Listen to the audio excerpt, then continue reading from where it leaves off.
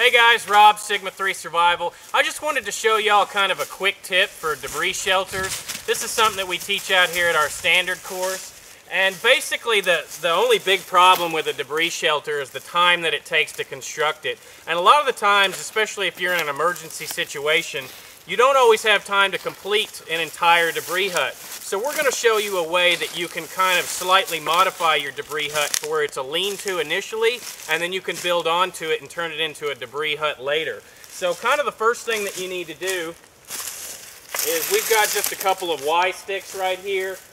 If you didn't have Y sticks, you just, make a bipod, paracord it together, use vines, whatever you want to do to lash it together.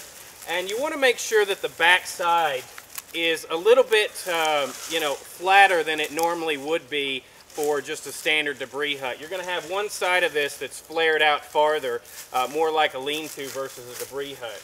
And so essentially what we're going to do is we've got our bipod here, we've got a ridge pole here, and then all the way down here, we've got a little bit of a tripod lashed together right there. And you don't have to have a tripod, but I find that unless you have an extraordinarily long ridge pole, that you're always going to have issues once you build your debris bed inside this, that when you turn your feet over, they're always seeming to hit the ridge pole or the ribs and things like that. So I like to have mine a little bit up off the ground. And so what we're doing right now is we're adding the ribs on the back side. And instead of making a full a full debris hut, we're going to start with a lean-to, and then kind of as let's say you decide to stay longer in your spot, then you can build the rest of this to be a full debris hut, and we're going to show you how that looks.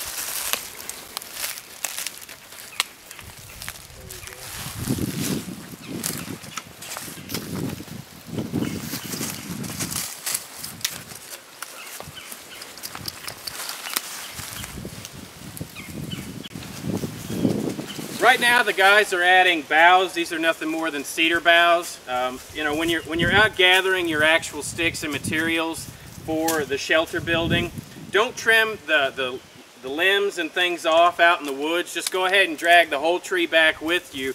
Trim it right here next to your shelter, and then you take the boughs or whatever you've got laying around, and then you're going to add it onto the top of this. And that's going to prevent the leaves from falling through. Now, an upside to this is, let's say you're in a northern climate and you don't have a lot of debris. Let's say it's been snowing out, things like that. You can actually put a really thick layer of cedar or pine boughs on top, and it'll keep the snow out, and you don't have to put anything else on there. Now, if it's wet weather conditions, if the snow's melting, things like that, that's going to be a little bit more of an issue. But if you pile this up about a foot high in northern regions, then this is going to be good enough to not only insulate you, because snow's going to build up on this, and snow's an insulator. So if we get about a foot of that, that's going to work on a northern climate. So we're going to finish off this section, and then we'll move on to the next step. After you get your cedar boughs or your pine boughs or whatever you got on there, you're going to take leaves. Probably my favorite debris is pine needles, just for the simple fact that you can gather it about 5 times as quickly as you can leaves. It's easier to kick up. But all we're going to do is stack the debris up about, preferably about 2 feet high is enough to shed almost any amount of rain that you can imagine. So we're going to get this anywhere from about 1.5 feet to 2 feet high, all the way back and all the way down. The thing I really like most about this technique for building a debris hut is I don't think most people realize how long it takes to build these debris huts, especially by yourself. So unless you've got a good 3 or 4 hours to devote in an emergency situation, which most people don't have, a lot of the times you're not going to have enough hours in the day before it gets dark to build a complete debris hut. So what I like to do the first night is build half of one, just like this, and you want to build it fairly low to the ground so that it catches a lot of heat. And I'll build it like this for the first night with at least a foot, hopefully 2 feet of debris on it. And then I can start to complete the rest of the debris hut the longer I stay. So the next step after we get our lean-to built is we're going to build a debris bed, because conduction off of the ground is one of the biggest ways that nature sucks heat out of us. So we've got to protect ourselves from the cool ground. So you typically want to build at least 12 inches of debris for you to sleep on. And then we also are going to build kind of a little bed frame to the right side so that when you roll over, you don't flatten the bed out. Once you get your debris bed built, and you want to build, like I said, at least about 12 inches of debris, and you can keep adding to this as you use your shelter. What we're doing right now is basically building kind of, I guess what you'd call a bed frame, you know, to keep your debris in, so that when you roll over and move around in the night and wiggle back and forth, that you're not squishing out a low spot right in the middle. And having a log like this is going to help prevent that. And let's bring in this second one.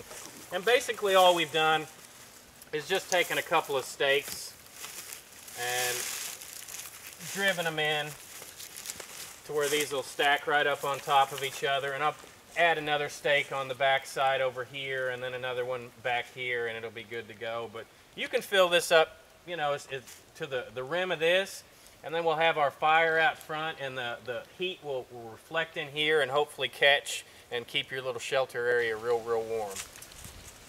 We got our debris bed built, we got our leaves and debris on top, and now we're starting to put in our ribs, and we're going to fill in this side. And this is just kind of the natural transition of things. The longer you stay out here, you keep adding to this shelter. Now, you don't necessarily have to have ribbings on this side. One of the things that I really like to do with this shelter is to make a lengthwise body fire. That way it warms me all the way from my head to my toes. But the cool thing about the way we're doing it here is that the heat is going to filter up, and it'll get back to where the heat gets into your feet and areas back here also, just from a fire off to the side. And all I've done is simply taken some rocks and made a little fire pit here. Obviously you need to be mindful that your fire pit doesn't get too close to your leaves, or you're going to become, you know, Burning Man in no time. So anyways, just build yourself a little rock pit if you plan on having a little cook area right here. Or if you got really cold conditions, like I said, my favorite go-to is the lengthwise body fire. So now we're going to gather some more boughs and some more debris and finish off this section.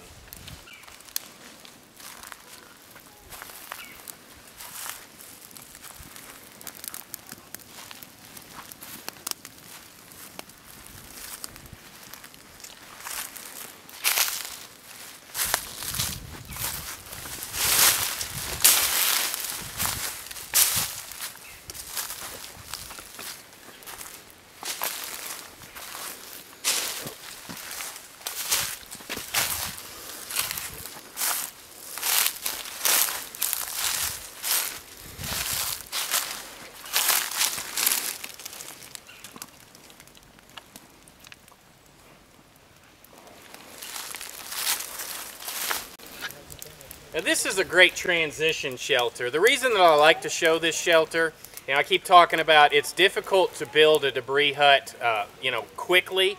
You know, this is things that can take a long time to do. So we do this transition shelter. You know, we start with our bipod, our tripod, our ridge pole. We build our lean-to on the one side, you know, build our debris bed underneath it. And, you know, that's probably the first night. And then the second night you keep, you know, or the second day you keep adding.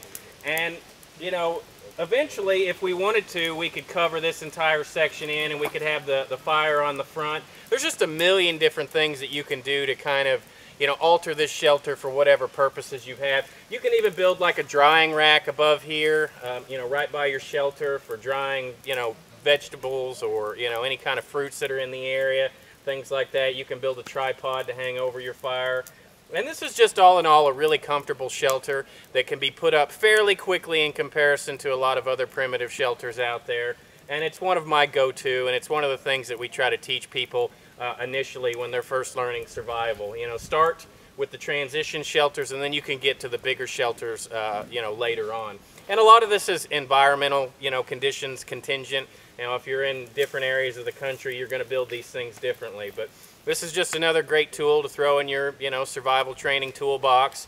And as always, we appreciate your commentary, any kind of, you know, things that you can add to this or improvements. We'd love to hear about them. And, you know, we appreciate your guys' viewership, and we hope that you subscribe and share this stuff with your friends so that we can spread this American self-reliance movement all over the country.